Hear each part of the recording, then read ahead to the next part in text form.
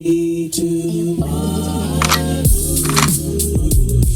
not even gonna lie, it's been a long bit since my last Destiny 2 weapon review. It's only been a couple weeks, had some life stuff going on, but we're back. Yo, what is good, Guardians? Welcome back to the channel. It's Trey9 bringing you guys another Destiny 2 weapon review. We're diving into the weapon that just dropped with episode 3 Heresy, the Anamnesis legendary void bow. And this one is a lightweight frame, you know, the draw time of 580. But let me tell you this, it moves like an absolute beast. We're gonna break down the perks, the stats, the best rolls, and how it performs in PvE. We might talk a little bit about PvP, but y'all know me, I don't really play PvP, so do with that what you will. But first, you already know what time it is. We're gonna shoot for 500 likes on this video, so smash that like button if you're vibing with the content and if you've liked some of my last videos. If you're a returning subscriber, if you're a new subscriber, especially for you new subscribers, go ahead and get subscribed. Hit that subscribe button, hit the like button. We're shooting for 500 on this video. And join the wolf pack. We're pushing content every week. You don't want to miss it, whether it's a weapon review, build guide, or just raw gameplay. We're gonna keep it fresh and fun here on the channel. Join the pack and let's grow this Fire Destiny community together. All right, so Anamnesis is a void lightweight frame bow that dropped with season 3 Heresy. Starting with the stats here, let's talk about what this weapon brings to the table. When we stack Anamnesis up against some of the other lightweight frame bows like Arsenic Bite, there's the Whispering Slab. It holds its own with slightly better base handling and reload speeds, but where Arsenic Bite might have the edge is accuracy. Anamnesis fights back with better synergy through its origin trait and perk pool, and yeah, this is a void weapon, and I think Arsenic Bite is stasis, I believe. And yeah, you know, there's just a lot more build crafting with it being a void bow. So compared to something, again, like Strident Whistle even, Anamnesis trades a little impact and range for that void synergy and versatility. So if you're running void builds, this is the one you should have slotted. So in the impact, we've got 68, decent punch for a lightweight bow, I would say. Accuracy, 32, not the highest, but manageable with some of the perks we have on offer. Stability, 50, which is pretty solid. Helps with follow-up shots for sure, not, you know, bouncing around everywhere. The handling sits at 64, snappy and quick. You know, it's very, I think that this bow has phenomenal handling, in my opinion. I do think that this bow, when paired with some other weapons like an SMG, or you could do like an auto rifle with high handling, preferably like an adaptive frame auto or something like that, great handling here. Reload speed sitting at 60. You're barely gonna feel any downtime with this one. You always have an arrow notched. And the aim assist is at 70, and this is where it gets spicy because this bow does stick shots for you PvP players.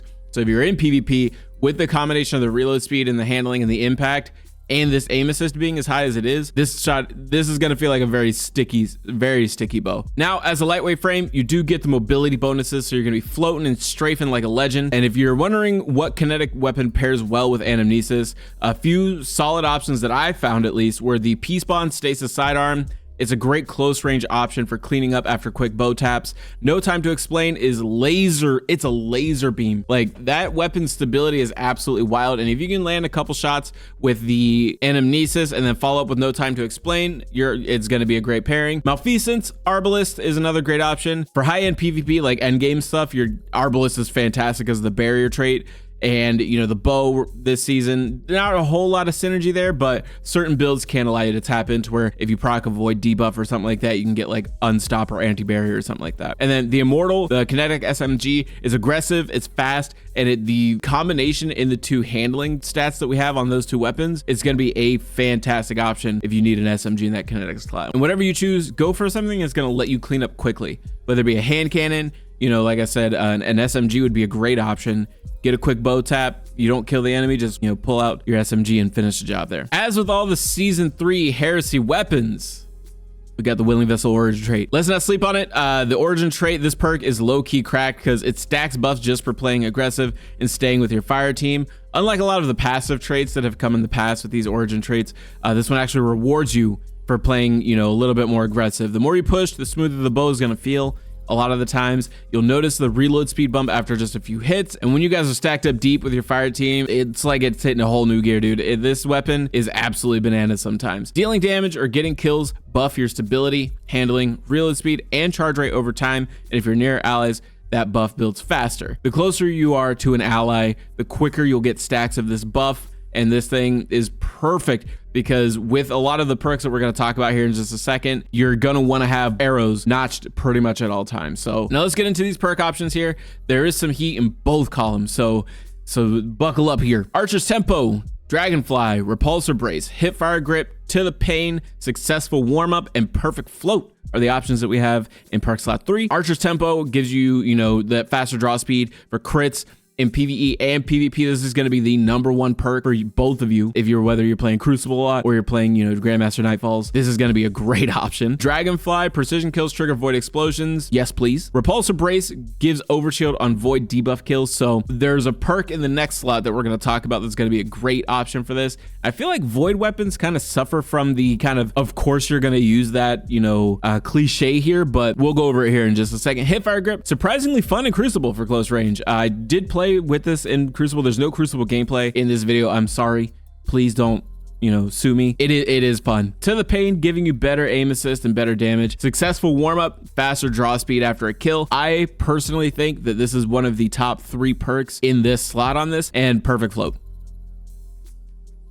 That's all I gotta say about that one. Perk slot 2 or 4, yeah. Sword Logic, stacking damage buff on kill. Shout out Hive Gang. You know what I'm saying? Hey, Savathic, I love you. Explosive Head, more flinch in PvP, which is exactly why you would want to use this perk. Explosive Head, you get more flinch in PvP, splash damage in PvE, which is great for plinking at you know, enemies in a large group. Destabilizing rounds, void kills are gonna weaken nearby targets. Build synergy here. And what did we just say was in perk slot 3? Repulsor Brace, or Dragonfly, or Successful Warm-Up, or Archer's Tempo. Listen, I think you guys know where I'm going with this. I do think you guys know where I'm going with this.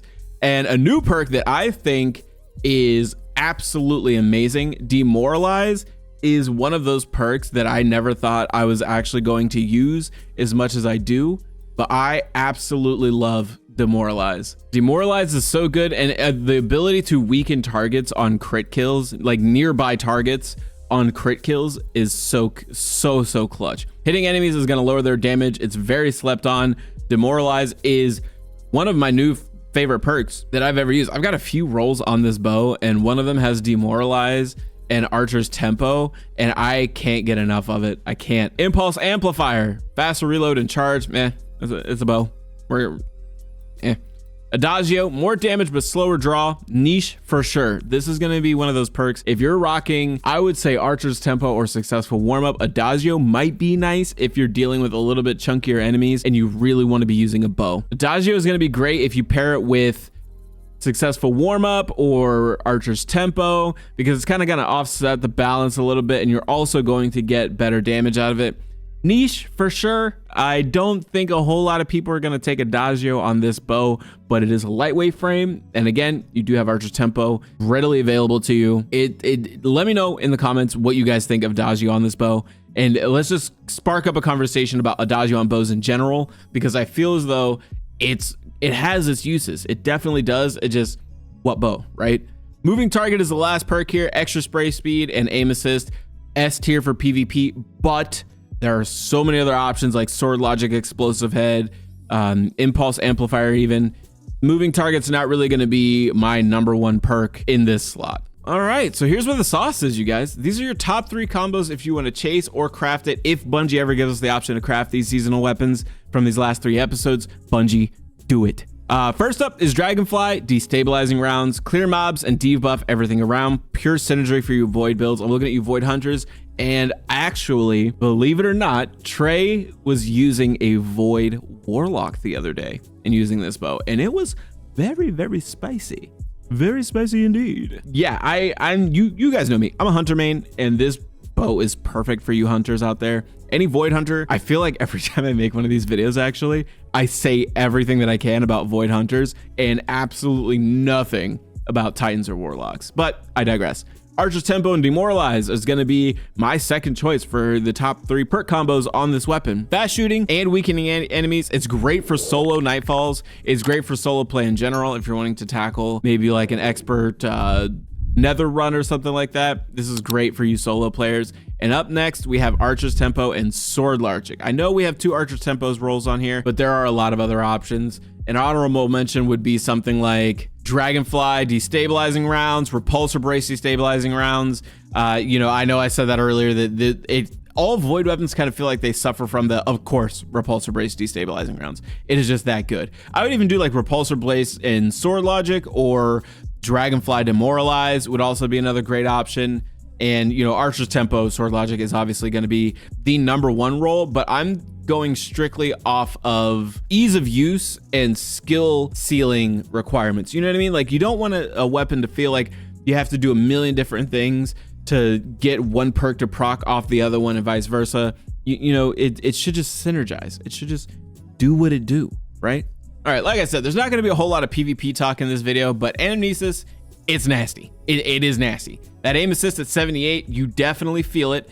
Add moving target to sword logic. And again, moving target is not the first option for PvP. Use Archer's Tempo or successful warm-up. But if you really like moving target, go ahead and throw it on. Outdueling sidearms and SMGs is going to be the name of the game if you play your cards right. This is definitely going to be the bow for PvP. It's not as impressive as Le Monarch, but the feel and flow, mwah.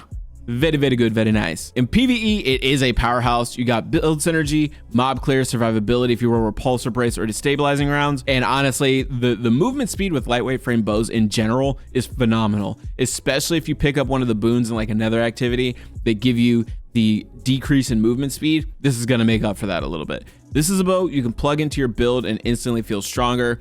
Pair it with your Falcons or even a Devour build on you Void Warlocks out there, and you're definitely cooking. So the final verdict here, Anamnesis is absolutely worth chasing. It's not just another legendary bow, it's your new go-to Void bow. For synergy, lightweight frame means you're mobile, perks are stacked, and the origin trait makes it buttery smooth. Whether you're a PvP main or a PvE grinder, there's something in this bow for you, I promise. If this review helped you out or got you hyped for the grind, drop a like. Let's hit that 500 mark on this video. Hit that subscribe button if you're new here, and let me know in the comments, what's your favorite Void weapon right now? I've been Train the Goat. Stay sharp, stay voidy, and I'll catch you in the next one. Peace.